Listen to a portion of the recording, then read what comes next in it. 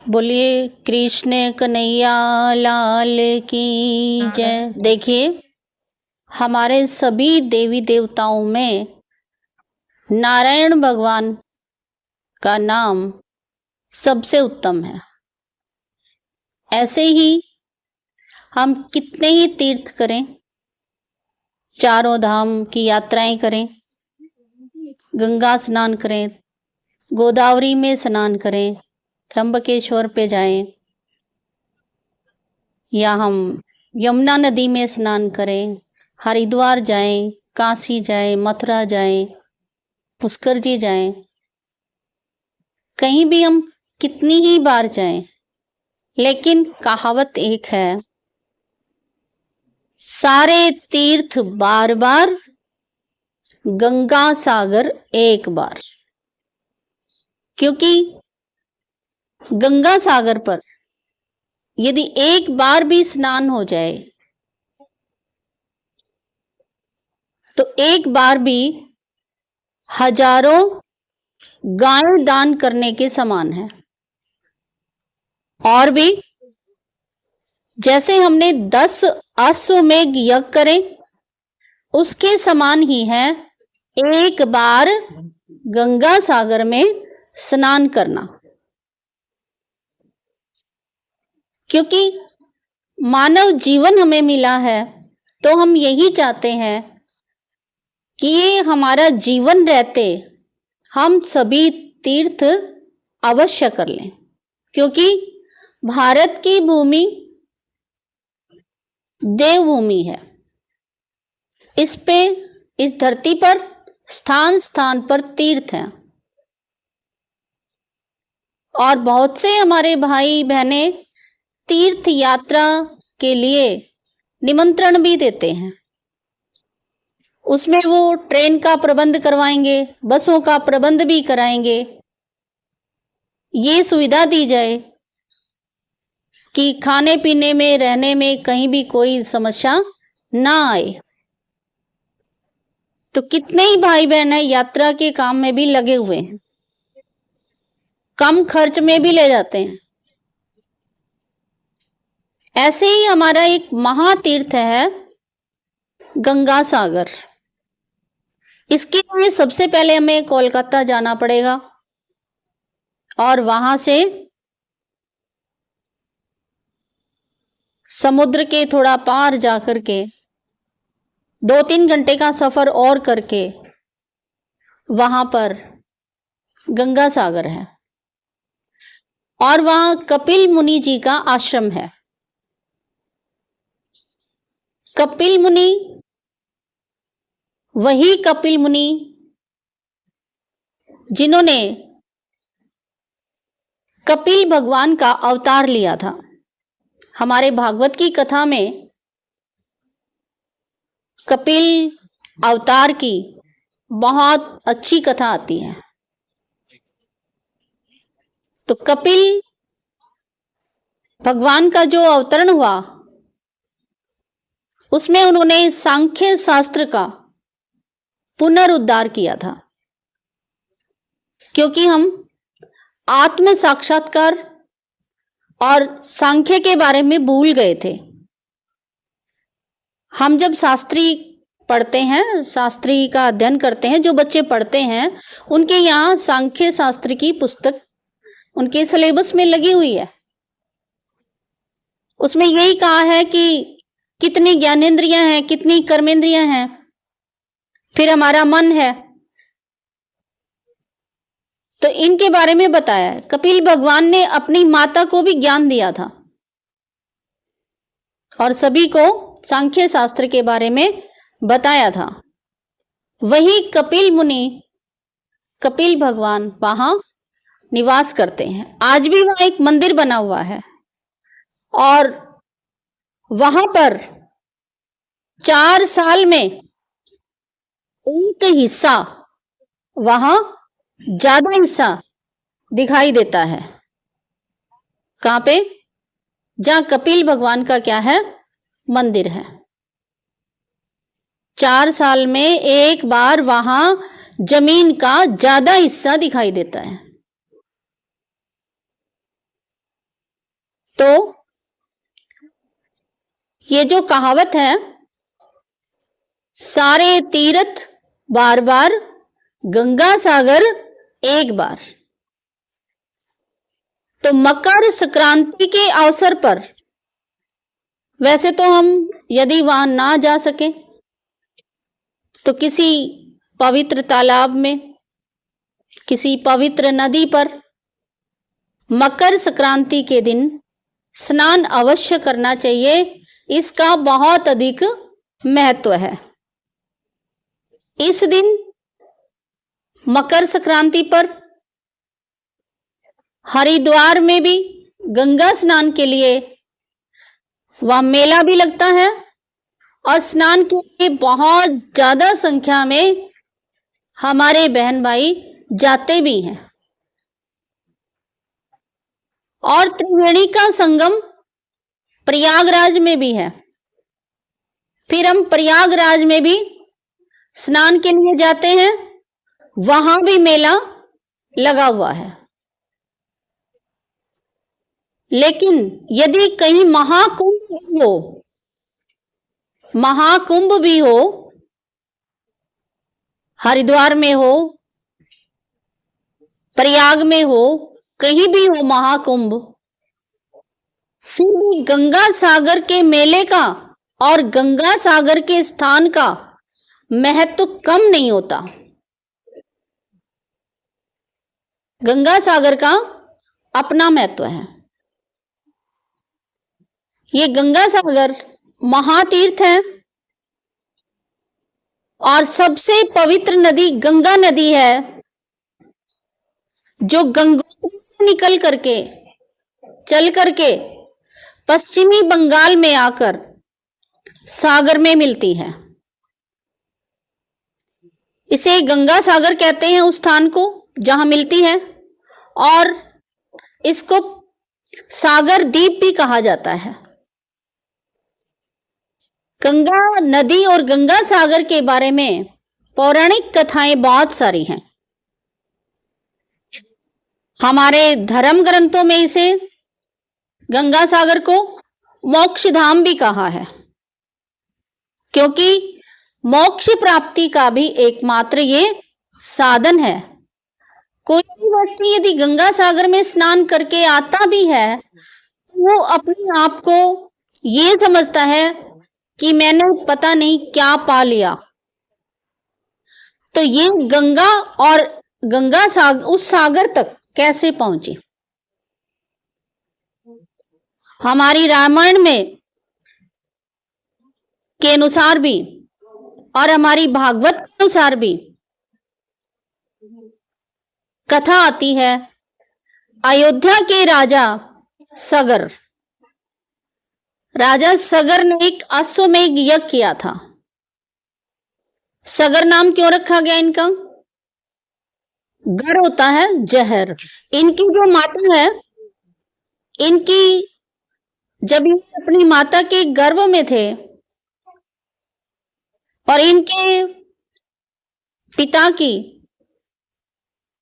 मृत्यु हो गई थी तप करते करते, तो अन्य रानियों ने भी ये विचार बनाया कि हम सभी भी अपने पति के साथ सती होंगी। तब सती होते थे, लेकिन और नाम के इनके कुल गुरु थे, उन्होंने कहा कि आप सती न हो, आपके यहाँ पुत्र की उत्पत्ति होगी। तब अन्य रानियों ने ईर्ष्या द्वेषवश इनको जहर दे दिया था भोजन में। फिर इनका जन्म हुआ कुलगुरु की कृपा से। गर के द्वारा भी, जहर के द्वारा भी इनकी मृत्यु नहीं हुई, गुरु के आशीर्वाद से। जब ये पैदा हुए तो उन्होंने नाम रखा सगर। तो सगर राजा ने, जो अयोध्या नरेश थे, इन्होंने एक अश्वमेध यज्ञ रचा। आप देखिए, आप कोई अच्छा काम करते हैं, तो आपसे ईर्ष्या द्वेष करने वाले बहुत मिलेंगे। और ये तो अयोध्या नरेश थे, धरती के राजा थे। उनसे ईर्ष्या द्वेष करने के लिए इंद्र महाराज भी आ गए। कहते हैं शुभस्य शीघ्रम, अच्छा काम शीघ्र कर लेना चाहिए, उसके लिए इंतजार नहीं करना चाहिए। शुभ काम में देरी नहीं, तो शुभ काम करें तो कोई देरी ना करें। आपका विचार आए गंगा सागर जाएं, हम विचार आया है तो आप तैयारी करिए। इसी तरह अश्वमेध यज्ञ किया और यज्ञ का एक घोड़ा छोड़ा गया और वो घोड़ा पूरे विश्व के अंदर घूम रहा था। तो इंद्र भगवान ने सोचा कि हो सकता है ये मेरा राज्य लेने के लिए अश्वमेध यज्ञ कर रहा हो, क्यों नहीं मैं इस घोड़े को चुरा लूं और उस घोड़े को उठा करके जहां कपिल की हजारों वर्षों से कर रहे थे वहां बांध दिया। कि उनको पता है सैनिक आएंगे, जरूर सैनिक भी आएंगे, इनके पुत्र भी आएंगे घोड़े को ढूंढते हुए, यहां तक अवश्य आएंगे। तो यदि कपिल मुनि यदि आंखें खोलेंगे तो उनकी मृत्यु अपने आप हो जाएगी। इस घोड़े को मैं ऐसी जगह बांध देता हूं। तो घोड़े को कपिल मुनि के आश्रम में क्या कर दिया, बांध दिया गया। किसने बांधा? इंद्रदेव ने। देवता भी ऐसे काम करते हैं। तो इंद्रदेव ने घोड़े को वहां बांध दिया। अब राजा सगर के पुत्रों ने देखा कि घोड़ा कहीं मिल नहीं रहा, क्या करें? तो घोड़े को सारी धरती पर ढूंढते ढूंढते उन्होंने धरती क्या पाताल में भी ढूंढा और पाताल में भी खोजते खोजते वो पाताल में भी उनको घोड़ा नहीं मिला। तो इस तरह करते करते उन्होंने सारी धरती की खुदाई कर दी। सागर तो बना ऐसे,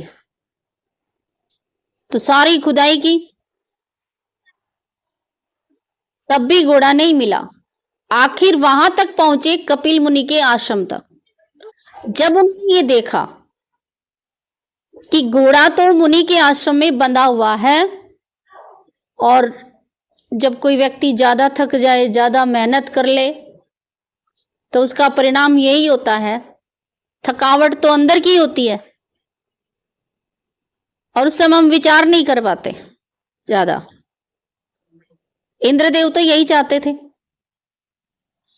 तो उन्होंने सोचा कि ये ऐसे ही आंख बंद करके मुनि बैठा हुआ है और इसने हमारा घोड़ा चुरा करके यहां छिपा के रख रखा है। जबकि आप देखिए कपिल मुनि को तो यही नहीं पता कि यहां घोड़ा लाया कौन और क्यों बांधा गया, किसका घोड़ा, उनको कुछ भी नहीं पता। परंतु ये चाल किसकी थी? इंद्रदेव की। अब वो 60,000 पुत्र वहां खुदाई करते करते वहां पहुंचे तो उन्होंने घोड़े को देखा। तो वो एकदम मुनि को कहते हैं कि आपने हमारा घोड़ा चुराया है। अब देखिए कोई व्यक्ति, सामान्य साधारण व्यक्ति भी जिसको कुछ पता ही नहीं हो, उसको भी आएगा क्रोध तो। और फिर ये ठहरे मुनि महाराज, इन्होंने जैसे ही आंखें खोली तो 60,000 सगर राजा के सारे पुत्र भस्म हो गए। पूछेगा कौन? अब कोई पूछने वाला नहीं रहा वहां। ना ही सगर राजा को ये बात बताने वाला कोई था कि तुम्हारे पुत्रों के साथ क्या हुआ है। वो अपने बेटों का, घोड़े का इंतजार करते रहे। यज्ञ चलता रहा। श्रीमन नारायण नारायण नारायण, श्रीमन नारायण नारायण नारायण, श्रीमन नारायण नारायण नारायणे भज मन नारायणे नारायण। क्या करेंगे जब समस्या आ जाए तो क्या करोगे? भगवान का ही नाम लेंगे और क्या करेंगे? नारायण नारायण करेंगे। तो वही नारायण भगवान को सभी याद कर ही रहे थे। और वो जो राजा सगर के जो पुत्र थे 60,000, वो प्रेत आत्मा बन के घूम रहे थे, क्योंकि उनका अंतिम संस्कार तो हुआ ही नहीं। हमारे शास्त्र में 16 संस्कारों का वर्णन है। जब से हमारा जन्म होता है हमारे 16 संस्कार होते हैं, लेकिन ये अंतिम संस्कार उनका नहीं हुआ। तो राजा सगर के पुत्र थे अंशुमान, उन्होंने भी तप किया, लेकिन तब से उन्हें कोई पुत्रों के बारे में कुछ पता नहीं चला। अंशुमान के यहां दलीप जी हुए हैं, फिर इनके हुए हैं भागीरथ हुए हैं। राजा दलीप ने भी बहुत तप किया, अंशुमान ने भी तप किया। बाद में देखा कि भागीरथ ने भी देखा कि बिना तप के कोई प्राप्ति नहीं होगी। उन्होंने बहुत कठोर तप किया, हजारों वर्ष तक तप किया, और तप करते करते उनको ब्रह्मा जी के दर्शन हुए, घोर तपस्या की। ब्रह्मा जी ने कहा कि उनको ये तो पता चल गया था कि हमारे जो चाचा हैं जो 60,000 की संख्या में थे और उनकी मुक्ति नहीं हुई है। तो ब्रह्मा जी ने बताया कि गंगा के द्वारा उनकी मुक्ति संभव है। तो गंगा तो मैं यहां से आपको उपलब्ध कराऊंगा, प्राप्त कराऊंगा, भेजूंगा तुम्हारे पास, लेकिन वो यदि धरा पर आई तो सीधी पाताल में जाएगी, इतना अधिक प्रवाह है जल का। तो भागीरथ जी चिंतित हुए और उन्होंने भगवान शिव के लिए तप किया। भगवान शिव उनकी तपस्या से प्रसन्न हुए और कहा कि तुम इस विषय में चिंतित ना हो। भगवान ने अपनी एक जटा को खोल दिया और कहा कि इस जटा पर आप गंगा जी और मैं अपनी जटाओं में समाहित करूंगा और धीरे धीरे कहां छोड़ूंगा? धरती पर छोड़ूंगा, आ जाएगी वो। तो भगवान शिव क्या हो गए? प्रसन्न हुए। कहते हैं चरणों से निकली गंगा प्यारी, जिसने सारी दुनिया तारी।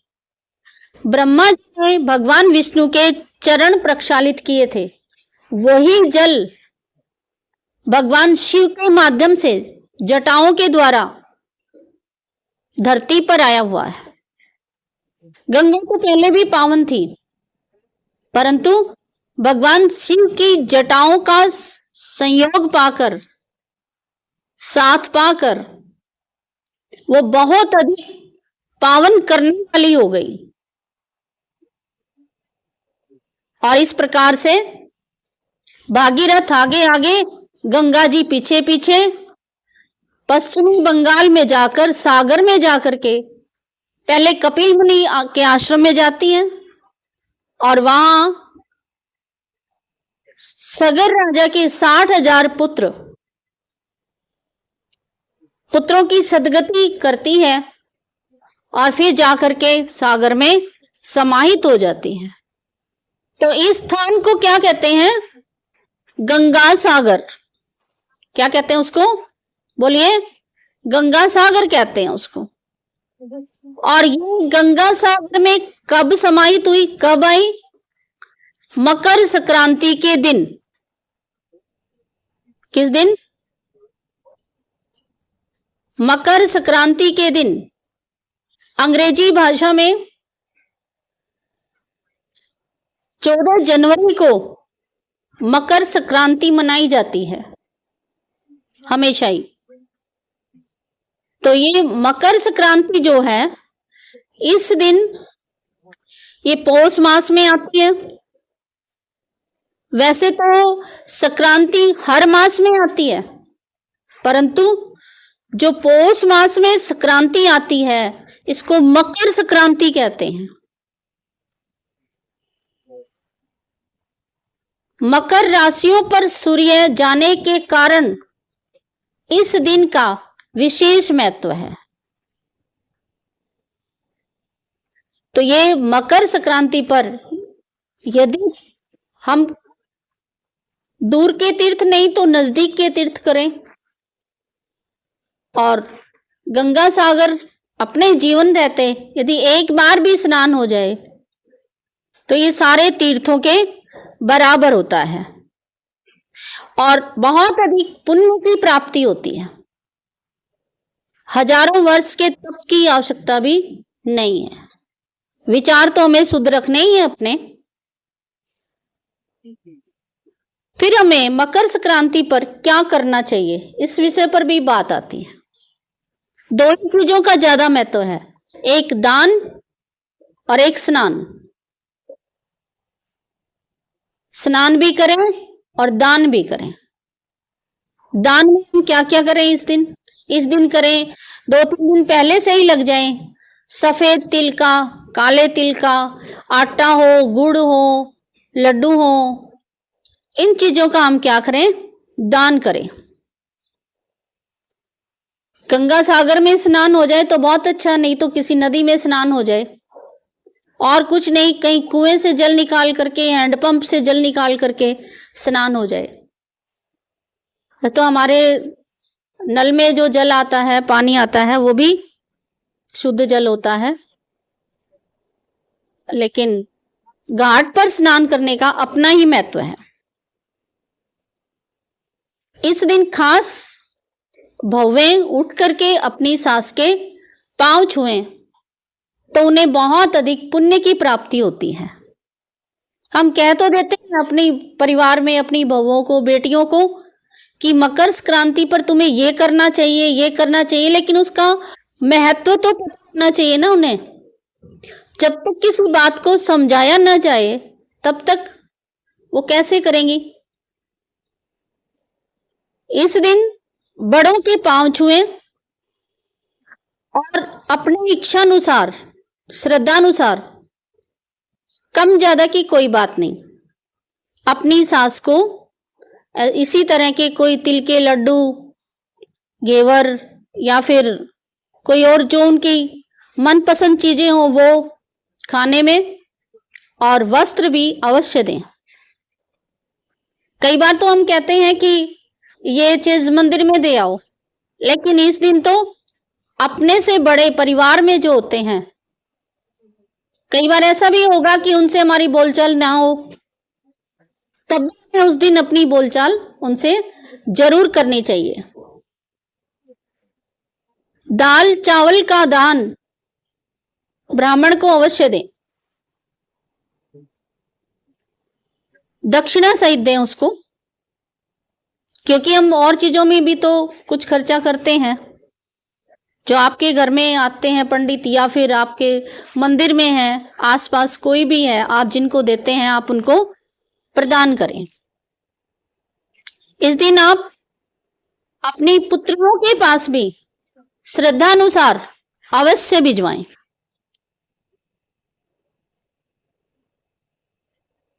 और गरीबों को भी दान दें। वस्त्र हो तो वस्त्र दें, भोजन है तो भोजन दें।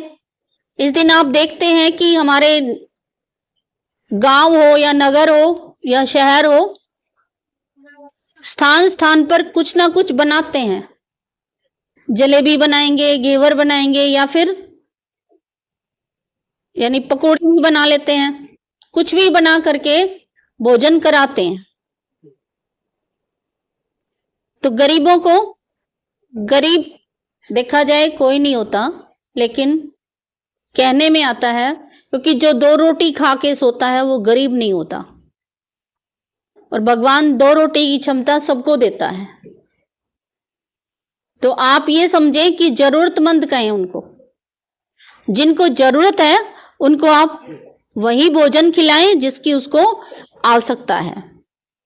वैसे तो मकर संक्रांति पर 308 नेग होते हैं, सारे हम ना भी कर पाए तो कुछ तो अवश्य करें। जिस वर्ष आपकी बहन का विवाह हुआ हो उस वर्ष भी आप उसके लिए वस्त्र, उसकी सास के लिए वस्त्र, उसके परिवार के लिए श्रद्धानुसार अवश्य भिजवाएं। और जितनी भी हमारी बहनें सुन रही हैं, उनकी सास है या आप जिसको भी अपना बड़ा मानती हैं, आप उनको अवश्य पैर छू करके कुछ ना कुछ जरूर दें। आपको पुण्य मिलेगा, उनका आशीर्वाद मिलेगा। जो दें वो दिल से दें, जैसा आप पहनते हैं, जैसा आप खाते हैं वैसा ही दें। इसमें कहा जाता है कि इसी दिन से हम एक मुट्ठी चिड़िया के लिए निकालना शुरू करें, चावल 12 मास तक देते रहें। 12 मास तक चिड़ियों को एक मुट्ठी चावल प्रतिदिन के हिसाब से, यदि आप डेली डाल सकते हैं तो एक मुट्ठी चावल डेली डालें। डेली नहीं डाल सकते हैं आप तो 31 मुट्ठी चावल या 15-15 करके चिड़िया के लिए डाल के आए, और अंत में उद्यापन करें। उसमें आप क्या करेंगे, एक चांदी की छोटी सी चिड़िया बनवा करके लाएं, और अपनी सास के चरण छूकर, वही करना वही है, वही वस्त्र, वही वो सारी चीजें आप उनको पांव छू करके दें। हो सके तो आप जीवन में एक बार भगवान के दरबार में एक पर्दा लगवाएं मंदिर में, उस पर्दे को पुजारी से खुलवाएं और उसको दक्षिणा प्रदान करें, और भगवान के भोग में मिठाई जो भी आप देना चाहें मंदिर में दक्षिणा सहित दें। और इस दिन आपको पता ही है, सास ससुर को जगाया भी जाता है। ऐसा नहीं होता कि सास आपसे नाराज रहती है, नहीं, उस दिन सास उठ करके अपने जहां सोती है उस जगह पे ना बैठ करके दूसरे कमरे में बैठी होगी, और आप उसको जगाने के लिए जाएंगी। तो जगाने के लिए मतलब है कि आप उनको थोड़ा वस्त्र के द्वारा, मिष्ठान के द्वारा, और जैसी आपकी श्रद्धा है वैसे आप दे सकते हैं। ससुर को भी ऐसे ही जगाया जाता है, सास को भी ऐसे ही जगाया जाता है। इसका मतलब यही है कि हमारी जो भी जिम्मेवारियां हैं हम निभाएंगे, आप चिंता ना करें। इसका मतलब तो सार्थक शब्दों में यही है कि बड़े क्या हो जाएं, निश्चिंत हो जाएं, और छोटे अपने कार्यभार को संभाल लें। ऐसे ही अपने देवर के लिए भी घेवर और देवरानी के लिए को चूड़ी का जोड़ा पहनाएं, और भी आपके जो परिवार में बड़े भी हैं, जेठ हैं, जेठानी हैं, उनके लिए भी आप करें। ये बार बार करने की इतनी आवश्यकता नहीं है, आप अपने जीवन में एक बार उनका सम्मान अवश्य करें। आपकी जो ननद है यदि कंवारी है, या आपके जेठ की लड़की है या भांजी है, उसकी आप जेब भरें, थोड़ी सी किसी भी चीज से भर दें, थोड़ा सा उसमें दक्षिणा भी हो और थोड़ा सा कोई चीज भी हो खाने की। और आप अपने पति को भी नाराज नहीं कर सकती, उनको भी आप चांदी की कटोरी में मलाई दे सकती हैं। तो इस तरह आपका परिवार भी खुश रहेगा, आप भी खुश रहेंगे, सबसे बोलचाल भी रहेगी, और ये मकर संक्रांति का त्योहार भी मन जाएगा और आपको भी चारों तरफ से लाभ की प्राप्ति होगी। कहते हैं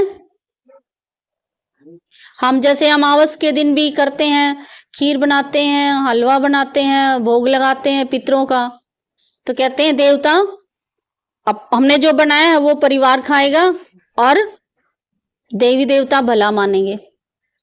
तो इसी तरह से हम भी अपने जीवन रहते एक बार गंगा सागर में स्नान और दान, इन दोनों का महत्व आपको बताया है।